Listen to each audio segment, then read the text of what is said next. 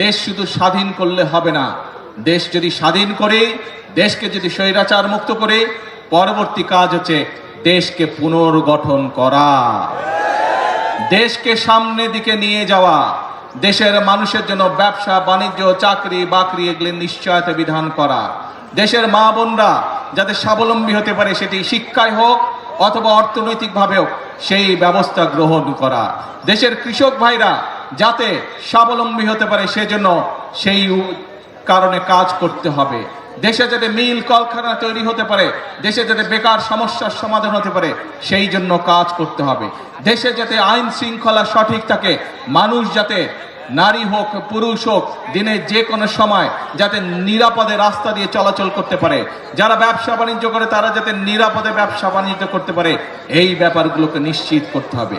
প্রিয় ভাই বোনেরা, সেই সময় এসেছে, দেশকে আমাদের পুনর্গঠন করতে হবে। সেই জন্যই কিন্তু আল্লাহ রব্বুল আলামিনও বলে দিয়েছেন, যে জাতি নিজেরা পরিশ্রম করে আমি তাদেরকে সহযোগিতা করি, এবং সে কারণেই কিন্তু বিএনপি সব সময় একটি কথা বলে থাকে, করব কাজ সবার আগে। এই জন্যই আমরা এই কথাটি বলি। প্রিয় ভাই বোনেরা, যে কথাটি দিয়ে শুরু করেছিলাম, এখন হচ্ছে আমাদের দেশ পুনর্গঠনের পালা। কিন্তু দেশ পুনর্গঠন আমরা একা, সরকার একা পারবে না। এই আপনারা কারা? বাংলাদেশের কি হন আপনারা? আমার সামনে যে হাজার হাজার মানুষ কি হন? বাংলাদেশের বাংলাদেশের নাগরিক। এই দেশটা কাদের? অর্থাৎ বাংলাদেশের মানুষের, জনগণ হচ্ছে এই দেশের মালিক। প্রিয় ভাই বোনেরা, সেজন্যই মালিক যখন নিজে দায়িত্ব নিয়ে তার দেশের দেখভাল করে, তখনই দেশ সামনের দিকে এগিয়ে যায়।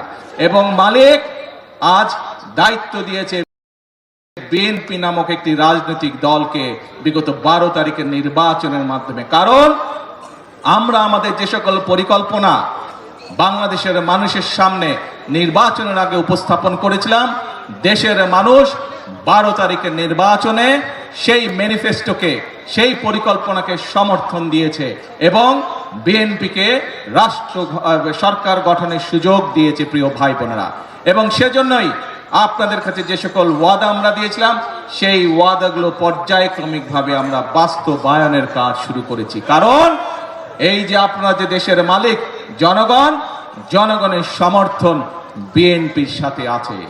যে জনগণ দেশের মালিক, সেই জনগণের সহযোগিতা বিএনপির সাথে আছে।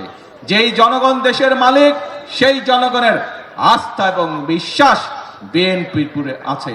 এবং সে কারণেই প্রথমেই যেই কথাটা বলেছি, বিএনপি অতীতেও যতবার দেশের মানুষের সেবা করার সুযোগ পেয়েছে, দেশের মানুষকে যে সকল ওয়াদা করেছিল, বিএনপি তার সর্বশক্তি দিয়ে চেষ্টা করেছে সেই সকল ওয়াদা পূরণ করার জন্য। ইনশাআল্লাহ বিগত 12 তারিখের নির্বাচনের আগে আমরা যে সকল ওয়াদা দিয়েছি, পর্যায়ক্রমিকভাবে আমরা একটি একটি করে পর্যায়ক্রমিকভাবে সেই ওয়াদাও পূরণ করব। এখন প্রিয় ভাই বোনেরা, আসার সময় আমি দেখলাম সবাই স্লোগান দিচ্ছে, কি চাই? কুমিল্লা বিভাগ। ঠিক আছে,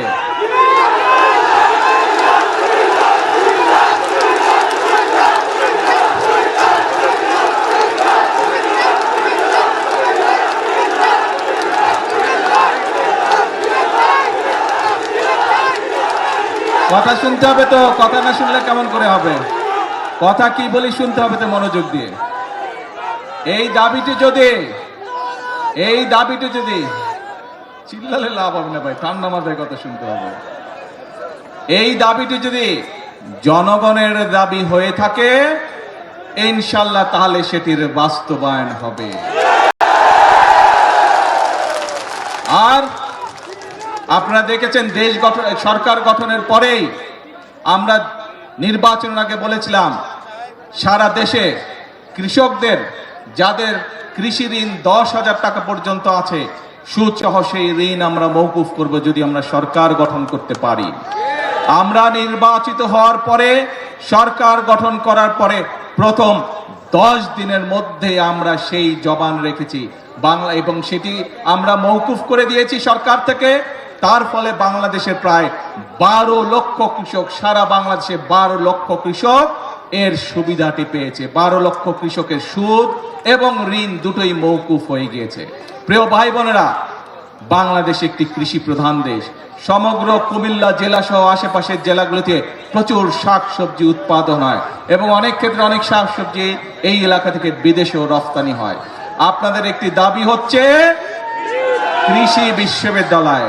আমি আগামী কয়েকদিনের মধ্যে শিক্ষামন্ত্রীর সাথে কথা বলবো এবং সবকিছু বিবেচনা করে আমরা উদ্যোগ গ্রহণের চেষ্টা করব যত দ্রুত সম্ভব। এই বিষয়টি আমরা চেষ্টা করব ইনশাআল্লাহ বাস্তবায়ন করার জন্য। কিন্তু কথা একটা আছে, ধৈর্য ধরতে হবে। ধৈর্য ধরতে হবে। বিগত 17 বছর যে স্বৈরাচার ছিল, এই স্বৈরাচার যেমন দেশের মানুষের উপরে অত্যাচার করেছে, নির্যাতন করেছে, গুম করেছে, খুন করেছে, মানুষকে গুলি করে হত্যা করেছে, মানুষকে গুলি করে জখম করেছে, একই সাথে এই দেশের মানুষের অর্থ সম্পদ তারা বিদেশে লুটপাট করে পাচার করেছে, জানেন তো নাকি? কাজেই দেশের মানুষের অর্থ সম্পদ লুটপাট করে পাচার করে দিচ্ছে। সেই জন্য এই মুহূর্তে দেশের অর্থনৈতিক অবস্থা চাপের মুখে আছে। সেজন্যই আমাদেরকে কষ্ট করতে হবে, আমাদেরকে পরিশ্রম করতে হবে এবং সেজন্যই আমাদেরকে ধৈর্য ধরতে হবে। আমরা ইনশাআল্লাহ জনগণের যে সকল দাবি, জনগণের যে সকল চাওয়া পর্যায়ক্রমিকভাবে ইনশাআল্লাহ আমরা বাস্তবায়ন করব এক এক করে। প্রিয় ভাই বোনেরা, তাহলে দাঁড়ালো কে? কে দাঁড়ালো?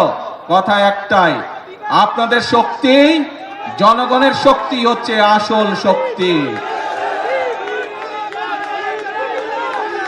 ভাই আমি তো বাংলায় বলছি, আমি তো ফার্সি ভাষায় বলি নাই, চাইনিজ ভাষায় বলিনি, বাংলা ভাষাই তো বলছি বিভাগের ব্যাপারে। তো ভাই চিৎকার করছো কেন? এখন তাহলে দাঁড়ালো কে? আমরা বলি জনগণই হচ্ছে বিএনপির সকল রাজনৈতিক ক্ষমতা উৎস। শুনেছেন কথাটা আপনারা? সেজন্যই আপনাদের সমর্থন যদি বিএনপির পাশে থাকে, আপনারা যদি আমাদের পাশে থাকেন, আপনারা যদি সুমনের পাশে থাকেন, আপনারা যদি ইয়াসিন এর পাশে থাকেন, আপনারা যদি বাংলাদেশ জাতীয়তাবাদী দলের পাশে থাকেন, ইনশাআল্লাহ আমরা দেশকে সামনের দিকে এগিয়ে নিয়ে যাব। আছেন তো সাথে? ইনশাআল্লাহ। তাহলে আসেন একটা কথা দিয়ে বক্তব্য শেষ করি। করব কাজ, জোরে করব কাজ, সবার আগে বাংলাদেশ। আল্লাহ হাফেজ। বাংলাদেশ জিন্দাবাদ।